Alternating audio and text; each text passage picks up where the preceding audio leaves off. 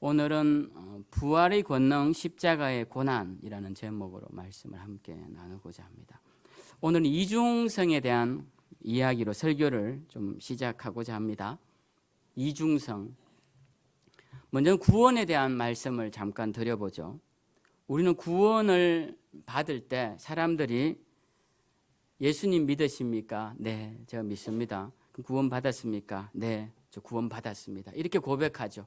그래서 구원이라는 것은 우리가 예수 그리스도를 믿음으로 받는 그런 구원이 있습니다. 현재적 구원, 지금 일시적으로 이루어지는 지금 현재, 지금 이 순간 이루어지는 구원이 있습니다. 그렇기 때문에 우리는 주님의 은혜로 구원받았기 때문에 구원받은 자로서의 삶도 이 땅 가운데 나타나야 합니다. 구원받은 자의 삶이 어떠하냐? 복잡하지 않습니다. 구원받은 자의 삶은 염려하거나 걱정하지 않고, 염려에 사로잡히거나 걱정에 매몰되지 않고, 두려워하거나 불안해하지 않고, 하늘의 새처럼 들의 백합처럼 매 순간 주어진 것에 감사하며 주님께 맡기고 사는 삶, 이것이 구원받은 자의 삶입니다. 주님이 우리에게 공중 나는 새를 바라보라, 그리고 들에 핀 백합을 바라보라 라고 하실 때는 우리도 새처럼 백합처럼 그렇게 주어진 것에 감사하고 모든 것을 먹이고 입히시는 하나님을 의지하고 살아라라는 말씀이죠. 그렇기 때문에 구원받은 자들은 그렇게 살아야 합니다. 그래서 내 속에 염려가 많고 걱정이 많고 두려움이 많고 불안이 많다면 난 아직 주님으로부터 받은 구원의 삶을 누리지 못하는구나, 이렇게 생각하시면 돼요. 그래서 이건 의지적으로 우리가 노력하면 가능한 일입니다. 그렇지만 구원이라는 게 이렇게 현재적인 것만은 아니죠. 우리가 돌아갈 영원한 하나님 나라에서 받는 구원이 있습니다. 그 구원을 우리는 구원의 완성이라고 부르죠. 천국에서 이루어지는 구원, 구원의 완성, 이 두 가지 측면이 현재적 구원과 완성되어야 할 미래적 구원, 이 두 가지 측면이 구원에는 있다라는 것입니다. 하나님 나라에도 이중성이 있습니다. 이미와 아직으로 많이 표현하는데요. 우리 가운데 하나님 나라가 이미 왔습니다. 예수님께서 하나님 나라는 너희 마음에 있다라고 말씀을 하셨어요. 그래서 예수 그리스도를 믿음으로써 우리는 하나님 나라를 우리 속에 이루어야 합니다. 사람들이 내 속을 보여주면 나는 지옥 불구덩이야, 믿지 않는 사람들의 이야기예요. 우리는 우리의 속을 보여줄 수 있다면 우리 속에 임한 하나님의 나라를 보여줄 수 있고, 어떤 어려움이 와도 우리는 비유하기 좋지 않습니까? 여기 큰 길가에 나가면 비가 오든 바람이 불든 몇 날 며칠 비가 오지 않아도 늘 흐르는 북한강이 있습니다. 그 강물은 그 길을 절대로 흐트리지 않습니다. 좌로 가지도 않고 우로 가지도 않고 늘 가던 길, 그 깊이 그 모양대로 가는 것이죠. 하나님 나라를 그 마음에 갖고 있는 사람들은 그러한 삶을 사는 것입니다. 그래서 우리는 하나님 나라가 이미 우리 가운데 있는 것을 경험하고 누려야 합니다. 그렇지만 또 한편으로는 이 땅에 종말이 찾아와서 새로운 하늘과 새로운 땅이 열려지고 우리가 들어갈 영원한 하나님의 나라, 천국으로서의 하나님 나라도 또 있다라는 것. 그래서 하나님 나라도 이 현재적 이미 이루어진 나라와 아직 이루어지지 않은 미래적 하나님 나라의 이 이중성 속에 있다. 신학자들은 이걸 긴장감, 텐션이라고 말하지만 저는 이걸 균형감이라고 좀 표현을 하고 싶은데요. 우리가 이 두 가지 하나님 나라에서 밸런스를 맞추는 것이 중요하다라는 생각을 합니다. 오늘 부활에 대해서 말씀을 드릴 텐데요. 사실 오늘 읽은 본문은 핵심이 부활입니다. 그냥 이렇게 읽어서는 부활 말고도 다른 이야기를 하는 것 같지만 부활이 핵심이에요. 오늘 부활에 대해서도 이중적으로 이해할 필요가 있습니다. 이 부활이 첫 번째는 우리가 죽었을 때 바로 임하는 부활의 개념입니다. 우리가 장례식장에 가면 예수 그리스도를 믿고 죽은 분들이 천국 환송 예배다라고 우리가 말을 하죠. 우리는 그것을 믿습니다. 그리고 이 죽음의 강을 걷는 사람들이 죽음에 머물러 있지 않고 주님의 품에 안겨 있을 것이라 믿습니다. 십자가 위에서 달린 그 강도가 예수님 앞에서 약속을 받죠. 오늘 네가 나와 함께 낙원에 있을 것이다. 그 약속처럼 주님이 우리의 죽음의 순간에 우리를 낙원으로 인도하실 것이라는 적극적인 부활을 우리가 믿습니다. 그러나 또 한편으로는 부활은 마지막 때 주님의 재림 때 일어나는 것임을 또한 믿습니다. 이것은 마지막 때 일어나는 완전한 부활의 모습이다라는 겁니다. 이게 또 성경에서 그대로 나타나고 있죠. 그래서 우리는 부활도 이중적으로 생각해야 한다라는 것입니다. 우리가 죽음의 순간에 맞이하는 그 부활의 모습을 생각해 보면 사도행전에 나오는 스데반 집사의 죽음을 연상할 수 있습니다. 그분이 예수를 전하다가 돌에 맞아 죽을 때 예수께서 하나님 우편에 두 팔 벌리고 그를 환영하고 있는 환영을 보게 됩니다. 그 모습을 보게 되죠. 그리고 그는 그 영광스러운 모습으로 죽음을 맞이하게 됩니다. 그러나 또 한편으로는 데살로니가서에 나오는 말씀처럼 우리가 죽어서 잠자는 상태에 머물러 있다가 주님이 공중 재림하실 때 그때 죽어있던 모든 자들이 일어나서 주님을 맞이할 그 영화로운 부활도 우리는 알고 있습니다. 그리고 그것도 믿고 있죠. 사람들은 이 두 가지 가운데서 갈등을 합니다. 아직도 신학적으로 결론을 내릴 수 없는 것은 성경이 두 가지 다 말하고 있기 때문에 그렇습니다. 신학자들은 이걸 어떻게든 잘 버무려서 뭔가 하나의 이론을 만들어내고 싶어 하지만 쉽지 않습니다. 한쪽만 치우쳐도 이쪽 편에서 공격하기 때문에 그렇습니다. 그런데 우리가 이렇게 서로 다른 신학적 견해가 생기는 것은 대부분 이 시간의 개념 때문에 생기는 것을 보게 됩니다. 언제 일어나느냐라는 것입니다. 부활이 언제 일어나느냐라는 것이죠. 시간의 배열이 맞지 않는다라는 것입니다. 시간의 배열에 맞추다 보니까 이 어거지스러운 교리를 만들게 되고 그것을 강요하게 되는 경우가 많습니다. 그런데 저는 이제 과학이 발달해서 우리는 우리 속에 있는 신비들을 과학적 언어로 조금씩 풀어내기 시작했다고 생각합니다. 과학적 언어로 풀어낸다라는 것은 이 신비를 과학적 개념으로 설명한다는 말이 아니라 과학적 개념 안에서 신비를 인정하게 되었다라는 것입니다. 이 말을 여러분들이 좀 더 잘 이해해 주시면 좋겠는데요.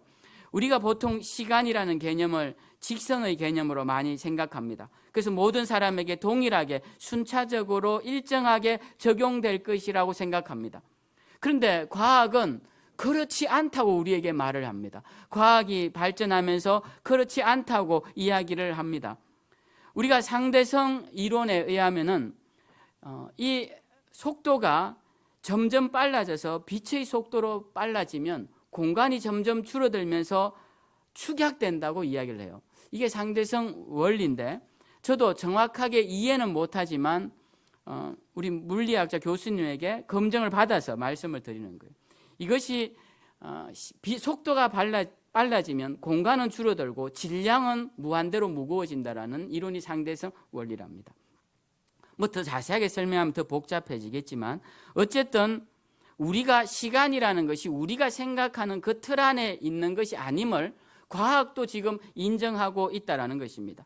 시간의 축이 틀어져서 젊은 아버지와 다 늙어버린 딸이 만나는 장면은 영화 속 상상 속의 장면만은 아니더라라는 것이죠. 과학적으로도 충분히 상상 가능한 이야기가 되었습니다. 양자역학에서는 이제 공간이동, 순간이동에 대해 이미 긍정적인 이론들까지 내놓았습니다. 우리는 우리가 알고 있는 그런 짧은 지식과 경험을 가지고 성경이 비합리적이다, 비과학적이다, 이율배반적이다, 상호 모순적이다 말할 필요가 없게 된 것입니다. 우리는 둘 다 함께 인정할 수 있는 상황이 되었다라는 것이죠. 저는 신앙은 항상 두 가지 축 사이에서 잘 서 있어야 한다라는 말씀을 드립니다. 두 가지 축, 두 기둥 사이에서 튼튼히 묶여져 있는 그 줄 위에 잘 서 있어야 한다라는 것이죠. 한 기둥이 무너지면 이 줄은 힘을 잃고 쓰러지게 되고 마는 것입니다. 저는 신앙은 두 축으로 묶여 있는 것들이 많다라고 생각해요. 그래서 나중에 기회가 된다면 제가 좀 더 목회적 그리고 신학적 소양이 풍부해지면 책을 한 권 내고 싶은데 두 바퀴 위에서라는 책을 내고 싶어요. 이 우리는 항상 이 두 바퀴 위에 있는 존재다라는 것을 말하고 싶은 겁니다. 우리는 하나님의 주권과 그리고 인간의 의지 사이에서 항상 좋은 긴장감을 가지고 있어야 됩니다. 전적인 하나님의 은혜이지만 그렇다고 인간의 의지가 무시된 기계적인 인간의 구원이 아니라 또 한편으로는 인간의 노력과 의지만 강조되어서 하나님의 전능성이 약해지는 그러한 것도 아닌 그 하나님의 주권과 인간의 의지 사이에서 좋은 균형감을 갖는 것이 신앙의 건강한 모습이다라는 것입니다. 믿음과 기도도 마찬가지입니다. 믿음만 강조되어서 기도 생활을 잊어버리거나 또 기도만 강조되어서 우리를 향하신 하나님의 인도를 불신하게 되는 우리의 의지만 강조되어지는 것도 옳지 않다라는 겁니다.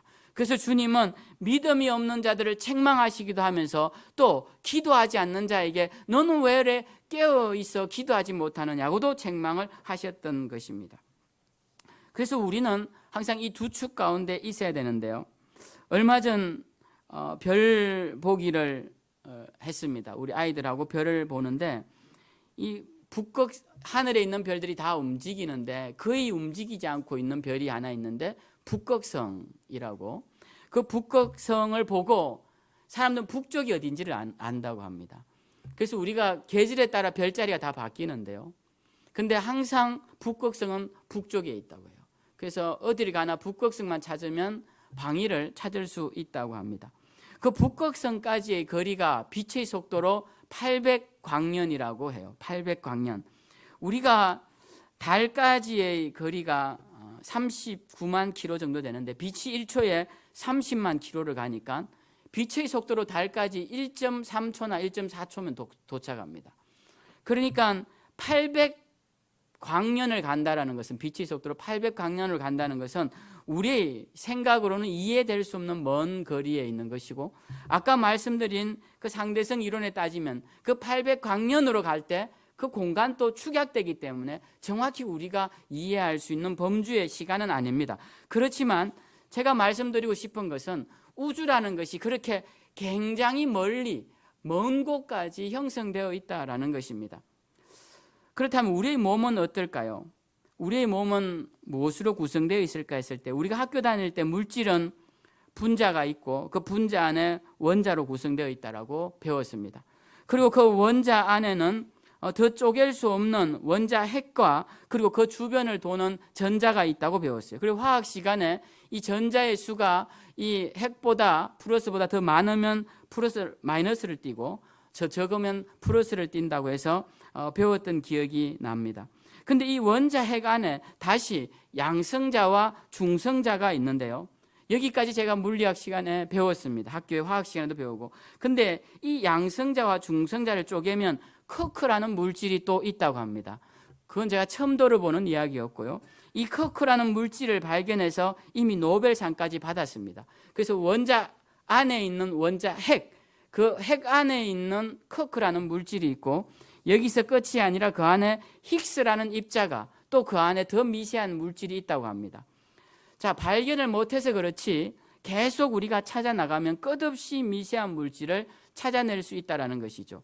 제가 이 말씀을 드리는 것은 안으로도 깊이 들어가면 끝없이 펼쳐진 우주가 존재한다라는 것입니다. 우리가 거시 우주가 몇천 광년, 몇만 광년 넓이로 펼쳐져 있다면 우리 몸 안에도 끝없이 쪼개지는 미세한 물질로 구성된 미시 우주가 우리 안에 있다라는 것입니다. 그래서 우리는 항상 이렇게 모든 것이 두 축으로 구성되어 있다는 생각을 해야 된다는 것이죠. 세상이 넓은 만큼 우리 속에도 넓은 우주가 있다는 것입니다. 성경에도 이런 두 관점들이 항상 공존합니다. 우리가 부활에 대해서 말씀을 드릴 때도 부활이라는 것이 시기적으로 두 가지가 함께 존재할 수 있다는 것입니다. 우리가 적극적으로 임하는 부활도, 그리고 마지막 날 종국적으로 임하는 부활도 우리의 구원이 현재적으로 임하는 것처럼 또 미래적으로 완성되는 것처럼 그렇게 가능하다라는 거예요. 이게 서로 상호 모순됐다고 성경이 거짓이라고 생각하실 필요가 없다는 말씀을 제가 앞에서 지금 거창하게 설명을 드리는 겁니다. 네, 그래서 여러분 이제라도 성경의 말씀 가운데서 의문 나는 것이 있고 모순되어 보이는 것들은 우리가 잘 모르는 영역이다라고 생각하시면 되겠습니다. 부활의 시기라는 것도 이렇게 두 가지 관점으로 봐야 하지만 오늘 말씀의 핵심인 부활을 성취하는 과정도 두 가지 관점으로 봐야 합니다. 우리는 부활을 어떻게 누리느냐, 어떻게 받느냐 했을 때 예수 그리스도를 믿음으로 받아 누린다고 생각합니다. 맞죠? 우리가 예수님을 믿으면 우리는 지금 당장 죽어도 부활할 수 있습니다. 부활을 약속받았습니다. 그 말씀이 맞죠? 근데 이 부활의 성취의 과정에서 이렇게 적극적으로 받는 부활이 한쪽 측면이라면 또 우리가 이루어야 할 부활의 측면도 있다는 겁니다. 그것이 오늘 사도 바울이 말하고 있는 본문의 말씀이에요. 오늘 이 본문의 말씀을 여러분들이 자세히 보셔야 하는데요. 사도 바울은 11절에 이렇게 말합니다. 어떻게 해서든지 죽은 자 가운데서 부활에 이르려 하노니, 이 말씀은요, 내가 어떻게 해서든지 죽은 자 가운데서 부활에 이르고 싶습니다 라고 번역이 될 수 있어요. 세 번역은 그렇게 번역을 하고 있고요. 그러니까 지금 바울의 소망이 뭐냐? 나는 어떻게 해서든지 죽은 자들 가운데서 부활하고 싶다라는 거예요. 우리는 이 말을 들을 때 우린 이미 부활을 약속받았는데 왜 바울이 그런 소망을 가지지? 바울이 믿음이 부족해서 이런 말을 하는 것이 아닐 것입니다. 바울에게서 있어서의 부활은 지금 당장 받아 누리는 부활이라기보다 앞으로 내가 점점 이루어 나가야 할 부활로 지금 설명하고 있다는 것이죠. 그렇게 볼 때 우리도 그런 부활을 소망할 수 있어야 합니다. 단지 우리 속에 즉각적인 부활로 만족하고 안심할 것이 아니라 우리가 부활을 이루어 나가야 할 완성의 과제로 생각해야 한다는 것이죠. 그럼 어떻게 부활을 성취할 것이냐? 그 말씀이 10절에 나옵니다.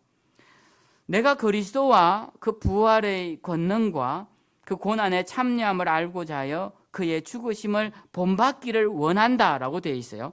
이 말씀은 내가 부활의 권능을 누리기 위하여서 주님의 고난에 참여할 터인데 그 고난에 참여하는 것은 그분의 죽으심을 따라 나도 함께 죽는 것이다 라고 말을 하는 것입니다. 그러니까 여러분, 부활에 이르기 위해서 바울은 뭘 하길 원한다? 죽기를 원한다라는 거예요. 죽기를 원한다라는 거예요. 여러분, 이 말은 어려운 말이 아닙니다. 상식적인 말이죠. 부활이라는 것은 본 어게인입니다. 다시 붙자와 다시 살아날 활자죠. 그냥 살아나는 상태가 아니라 다시 살아나는 상태입니다. 다시 살기 위해서는 우리가 죽어야 살죠. 죽어야 다시 사는 겁니다. 지금은 살아있는 상태고 다시 살기 위해서는 우리가 죽어야 산다라는 것이에요. 그래서 죽지 않으려는 자는 다시 살 수가 없다라는 것이에요. 사도 바울은 그래서 반드시 내가 죽어야 할 것이라, 내가 주님과 함께 반드시 죽어야 할 것이라, 그래야 주님과 함께 반드시 살아날 것이라, 그렇게 고백하고 있는 것입니다. 그래서 그리스도를 따르는 우리는, 또 그리스도를 따르는 자들은 그분과 함께 영원히 사는 것뿐만 아니라 그분과 함께 죽는다는 것을 잊지 말아야 하는 것입니다. 믿으십니까? 네. 오늘 우리가 부활의 권능, 십자가의 고난에 대해서 묵상하는데요. 부활의 권능이라는 것은 십자가의 고난과 함께 오는 것입니다. 그래서 십자가 없는 영광은 없습니다. No cross, no crown이라는 말 우리가 종종 사용하죠. 이처럼 십자가 없는 영광은 없습니다. 우리의 부활은 십자가의 고난과 함께 묵상되어져야 한다는 것입니다. 그래서 사도 바울은 부활에 이르기 위해 나는 주님의 고난에 동참합니다 라고 이야기를 하는 거예요. 그러면 그 주님의 고난에 동참하는 게 무엇이냐? 주님은 누가복음 9장에서 이런 말씀을 하세요. 무리에게 이르시되 아무든지 나를 따라오려거든 자기를 부인하고 날마다 제 십자가를 지고 나를 따를 것이니라. 주님은 우리에게 자신의 십자가를 지고 주님을 따르라고 하셨어요. 얼마 전 어떤 성도님이 이 말씀을 하시면서 우리가 짊어져야 할 십자가가 무엇일까요? 라고 질문을 하시더라고요. 여러분, 주님을 따라가는 우리가 짊어져야 할 우리의 십자가가 무엇일까요? 그것은 주님이 우리에게 주신 사명의 십자가인 것입니다. 저는 생명샘교회 성도님들에게 말씀을 전하는 것, 이것이 제 십자가입니다. 그래서 저는 말씀을 전하는 일에 있어서 힘들어도 하나님 앞에 불평하거나 원망하지 않습니다. 왜? 이건 불평할 수 없는 일이에요. 여러분, 호흡할 때 호흡이 힘들어서 원망하거나 불평하지 않습니다. 삶을 그냥 하나님 주어진 삶이기에 사는 것이죠. 사명이라는 것은 그냥 하는 겁니다. 내가 이것이 힘들고 어렵고 이렇게 해서 그 사명이 자꾸 했다가 말다가 이런 것은 사명이 아니에요. 이렇게 하는 사람들은 사명자가 아닙니다. 그냥 게스트예요. 그냥 잠깐 참관하러 온 것입니다. 우리 교회도 그런 분들이 많죠. 우리 교회도 달란트를 가진 분들이 종종 오십니다. 오셔서 내 능력을 뭔가 발휘해서 사명을 감당해야겠다. 그런 분들은 어떻게 해야 합니까? 그 자리에 365일 52주가 서 있어야 합니다. 그게 사명자예요. 내가 기분이 좋아서 오늘 흥이 나서 열심히 사명을 감당했는데 다음 주에 보니 없어요. 그가 사명자가 아니라는 겁니다. 그런 자들은. 여러분, 제가 오늘 말씀에 썼습니다. 강단에. 여러분 혹시 불안해 보신 적 있으세요? 다음 주에 목사님이 기분 나빠서 혹시 설교하러 안 올라오시면 어떡하지? 저는 우리 교인 중에 한 번도 그런 생각하시는 분은 없을 거라 생각합니다. 여러분, 사명이라는 것은 그런 게 아니죠. 항상 보면 그 자리에 있는 거예요. 유병준 목사는 항상 이 자리에 있는 겁니다. 주일날 되면 어김없이 이 자리에 서 있는 거예요. 죽을 쓰든 밥을 쓰든 네, 마른 밥을 하든 그냥 올라오는 거예요. 그냥 들고 올라오는 겁니다. 예. 여러분들이 여기 자리를 다 채웠던, 다 나오고 10명이 앉아있던 그냥 올라오는 거예요. 왜? 그게 뭡니까? 그게 사명인 거예요. 그게 사명인 거예요. 그래서 우리가 사명의 자리에 있는지 없는지는 우리가 알 수 있습니다. 우리 스스로 알 수가 있어요. 누가 평가해 주지 않아도 됩니다. 우리 스스로 알 수가 있는 것입니다. 여러분에게는 어떤 십자가가 있습니까? 주님의 고난에 동참하기 위해 하고 있는 어떤 십자가가 있습니까? 자기를 부인하면서까지 주님 말씀하셨죠. 자기를 부인하고 제 십자가를 지라. 그러니까 자기를 부인하면서까지 주님을 위해 하고 있는 일들, 그것이 무엇이냐라는 거예요. 그게 여러분의 십자가입니다. 그것을 지고 있을 때는 힘이 들죠. 그래서 사람들이 빨리 벗기를 원합니다. 그 십자가를 내려놓기를 원합니다. 그러나 여러분, 제가 장담컨대 그 십자가를 내려놓아도 여러분에게는 자유가 임하지 않습니다. 그 사명의 십자가를 내려놔도 여러분에겐 평안이 임하지 않습니다. 제가 자신할 수 있어요. 사명의 십자가는 내려놓는 것이 아닙니다. 사명의 십자가는 언제까지 지고 가는 것입니다. 기도의 사명을 받은 자들이 끝까지 기도해야죠. 내 호흡이 있는 날까지 기도하는 것이 사명이죠. 예, 그렇게 사명은 감당하는 것입니다. 힘들다고 내려놓는 십자가는 사명의 십자가가 아닌 것이죠. 제가 지금 목회가 힘들다고 목회를 그만두면 제가 평안할까요? 저는 그렇다고 생각하지 않습니다. 하나님이 제게 건강 주셔서 사명 감당하는 자리, 주님을 위해 무엇인가라도 할 수 있는 자리에 세워주시는 것에 감사하고 그 자리에 서 있는 것, 그것이 제게 가장 행복하고 복된 자리라 저는 생각합니다. 여러분도 마찬가지라 생각합니다. 하나님이 우리에게 주님의 일을 주셨다면 그것을 감사하고 사명 감당할 때 그것이 사명의 십자가이고 그 사명의 십자가를 질 때 여러분에게 참된 평안과 기쁨, 참된 자유가 있을 것이라 확신합니다. 주님이 진리를 알지니 진리가 너희를 자유케 하리라는 말씀이 바로 이 범주 안에 있는 말씀입니다. 이제 부활에 대한 말씀으로 다시 한번 돌아가죠. 부활에 대해 많은 논쟁이 있습니다. 부활의 시기에 대해 논쟁이 있고 그리고 예수님의 재림의 시기에 대해서도 논쟁이 있습니다. 예수님 재림 시에 부활을 하니까 예수님의 재림도 함께 논쟁이 됩니다. 그래서 어떤 사람들은 전천년설, 어떤 사람들은 후천년설, 어떤 사람들은 무천년설을 주장하기도 하고 심지어 전천년설 안에도 세대주의적 전천년설과 역사주의적 전천년설로 나뉘어져서 무엇이 진실이라고 강력히 주장하는 무리들이 있습니다. 그런데 여러분, 중요한 것은 주님이 언제 오시든지 또 우리가 어떤 형태로 부활하든지 그리고 언제 부활하는지 그것보다 더 중요한 것은 지금 현재 우리는 주님이 지라고 하신 우리의 십자가를 지고 주님이 걸어가라고 하신 사명의 길에 서 있느냐, 그것이 가장 중요한 것입니다. 여러분 서 계십니까? 그래서 바울은 이렇게 말을 합니다. 12절에 내가 이미 얻었다 함도 아니요 온전히 이루었다 함도 아니라 오직 내가 그리스도 예수께 잡힌 바 된 그것을 잡으려고 달려가노라. 뭘 잡으려고 달려갑니까? 부활을 잡으려고 달려갑니다. 바울이 우리가 쉽게 생각하는 그 부활을 잡으려고 그는 지금도 달려간다라는 것입니다. 예수 그리스도께 잡혀가지고 나는 지금도 그리스도와 함께 부활을 이루기 위해 달려간다라고 말하고 13절에 나는 아직 내가 잡은 줄로 여기지 아니하고 뒤의 것은 잊어버리고 표대를 향하여서 그리스도 예수 안에서 부르신 부름의 상을 위하여 달려가노라라고 고백하고 있습니다. 여러분, 우리도 마찬가지입니다.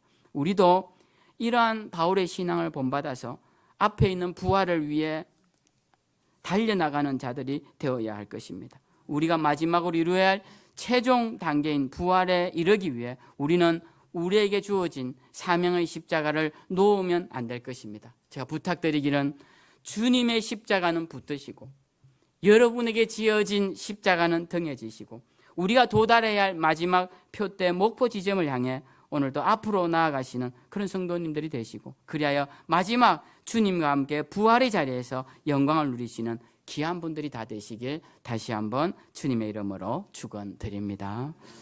우리 다 일어나셔서 함께